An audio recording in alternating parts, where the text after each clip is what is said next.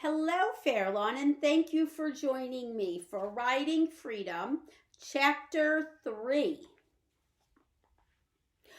Charlotte, you look as nervous as a cat, said Hayward. Charlotte looked around to see if anyone was watching. She took the bundle he was holding and stuffed it in the wood box behind the kitchen. It's all there, Charlotte. Everything you asked for. The overalls, the caps, the boots, everything. Please be careful, Charlotte. Thanks, Hay. I don't know what I'd have done without you. Hayward was ready to leave. His new family was waiting around front. Charlotte tried to look at him but couldn't. She looked at the ground. Charlotte, how will I know where to find you? I know where you'll be, she said. I'll find you again, I promise.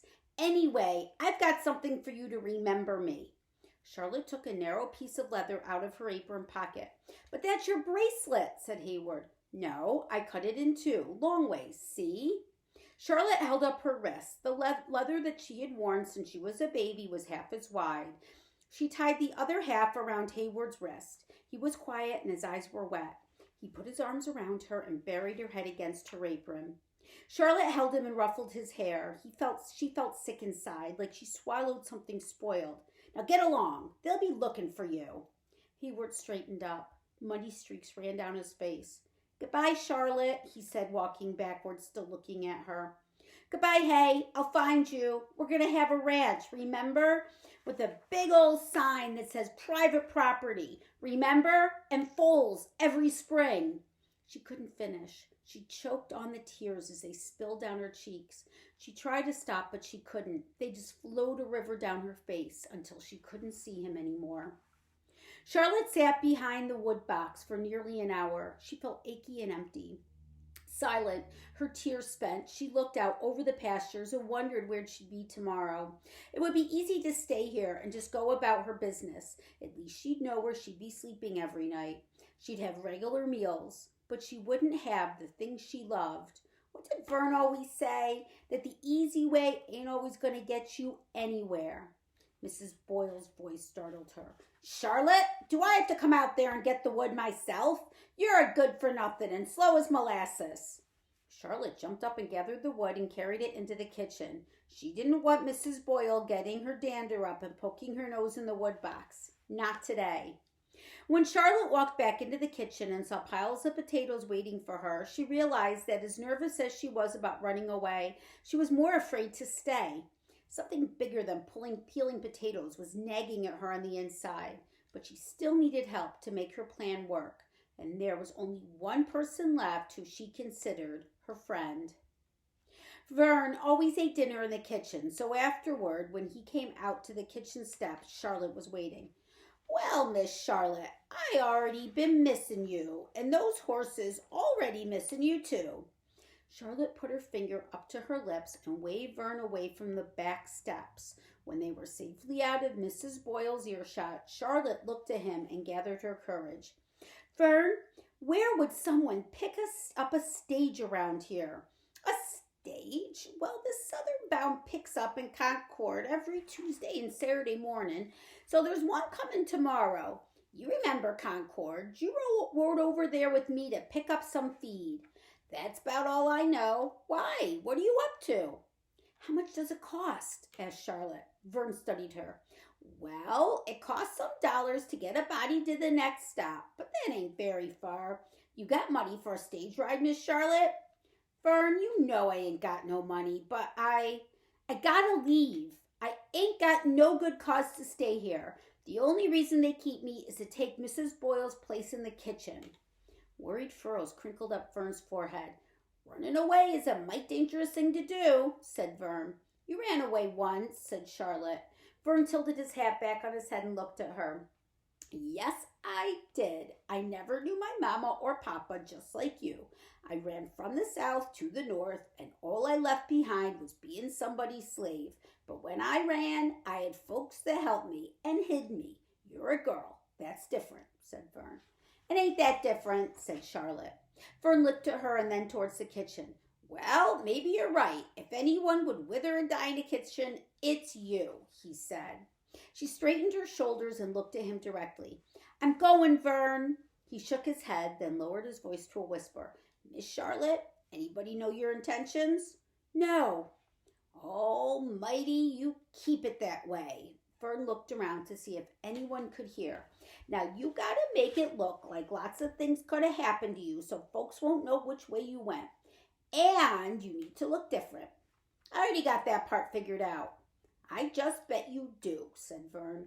I need a pair of scissors tonight, said Charlotte, and some money for the stage. I can pay you back. Not right off, but down the line. I don't know what you have in mind, Miss Charlotte, and it's better I don't. Because Mr. Millshark, he'll be asking me about you first thing.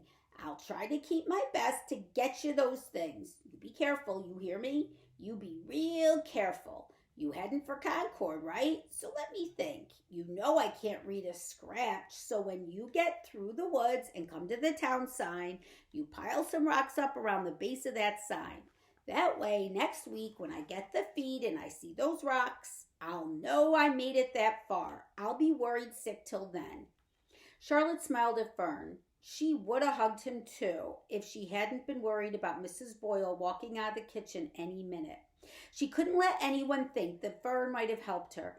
Thanks, Fern. I wish I could stay with you and work with the horses, but I'd be in the kitchen and I'd be missing Justice and fretting because I wouldn't get to see Charity's Full or help you name it. I know, Miss Charlotte, said Vern. You gotta do what your heart tells you. I won't ever forget you, said Charlotte. I guess I'm not likely to forget you, Miss Charlotte, and don't you worry about Charity's Full. I got me a name all picked out for that one for sure, and you did help me, just came to me. A fine name that stands up real good, fitting for the fine horse it will be. That foal's gonna be named Charlotte's Pride. Charlotte lay in bed in her clothes until after midnight. She thought about Hayward sleeping in his very own bed in his very own house with his new family. She wondered what that felt like, knowing you were home, knowing there were people in the next room who cared about you. Don't forget me, Hay, she whispered into her pillow. When Charlotte was certain that everyone was asleep, she got up and plumped her pillows and laid them in her bed, covering them with the blankets so it looked like she was still sleeping. She crawled out of the window and sneaked to the woodbox. Although the night was clear and bright with moonlight, the woodbox was in shadows. Had Vern come through? Charlotte opened the box. Inside was Hayward's bundle of clothes. She strained her eyes in the dim light. And there, in the corner, was another, smaller cloth bundle tied with string. She looked back to the barn. Thank you, Vern, she thought. She grabbed the two bundles and ran as fast as she could until she was beyond the far pasture. The road to Concord was on the other side of the woods, and she would have to hurry to get there by morning. In the safety of the tree, she unwrapped Vern's bundle. He had put the money in a little leather pouch, and there was a sandwich and the shears that they used to trim the horses' manes. But more than that, the cloth they were wrapped in was a warm piece of shirt that had been cruelly hemmed the size of a large handkerchief. One side of the kerchief still had the original buttonholes. Charlotte rubbed it over her cheek, and she could still hear Vern saying, "You gotta do what your heart tells you." She found a pool near a fast-moving stream. When she untied the ribbons, unbraided her hair, and shook it hard, it surrounded her shoulders like a woman's shawl. She leaned over and looked at herself in the water. "Goodbye, Charlotte," she whispered. With a trembling hand, she picked up the scissors and cut off a hank of hair. With every snip, long locks landed in the water and floated downstream in the strong current. She'd never cared that much about her hair, but now she ached for it as it disappeared. She dropped her hair ribbons into the water, and like silky snakes, they drifted away too. When Charlotte stood up, she was surprised at how lightheaded she felt, as if those braids had been holding her fast to the ground. She quickly changed into Hay's clothes and put the sandwich and the money pouch in the big pocket of the overalls. She folded Vern's makeshift kerchief and tucked it into another smaller pocket.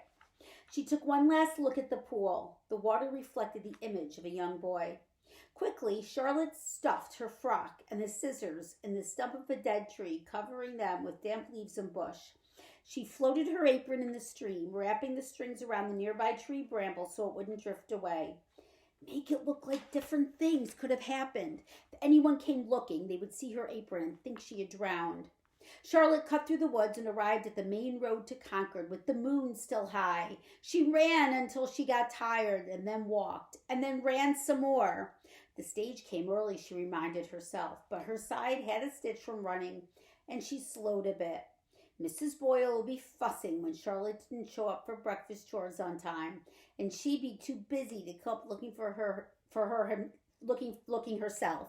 Eventually, she'd send one of the boys. He'll see the bed with what looked like Charlotte inside and try to wake her. The boy would report back that Charlotte was missing, and that Mrs. Boyle would be furious. She would march straight to Mr. Millshark. Charlotte held her side and started running again. She couldn't miss that stage. And here is the picture for chapter 3. And here's Charlotte running away. And here she is by the river, ready to make her move. And that, folks, is the end of Charlotte Doyle chapter 3. And tune in tomorrow for chapter 4. Bye, everyone.